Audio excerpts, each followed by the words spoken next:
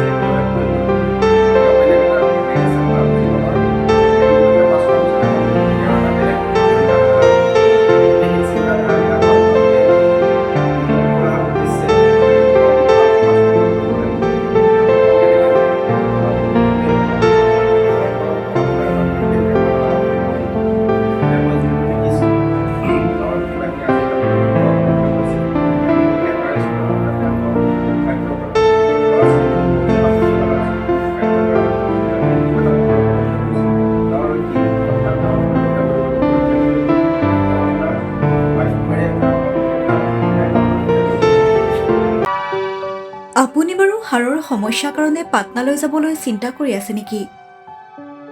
এতিয়া আৰু চিন্তা নাই।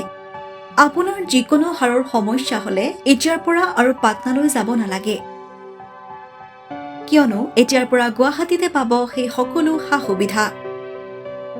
গুৱাহাটীৰ আমিনগাঁৱত অৱস্থিত Patna orthopaedic and multi speciality হস্পিটেলত কম খৰচতে পাব সেই সকলো উন্নত মানদণ্ডৰ চিকিৎসা সেৱা, য'ত অভিজ্ঞ চিকিৎসকৰ দ্বাৰা সম্পন্ন কৰা হয় বিভিন্ন ধৰণৰ হাড়ৰ অস্ত্ৰোপচাৰ। বৰ্তমানলৈকে ৩,০০০তকৈও অধিক ৰোগী সুস্থ হৈছে।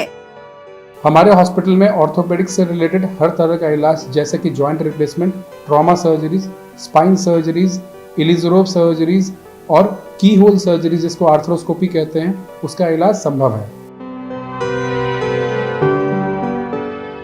উন্নত মানদণ্ডৰ সা-সুবিধা থকা হস্পিটেলখনত আছে ৩টাকৈ VIP ৰুম,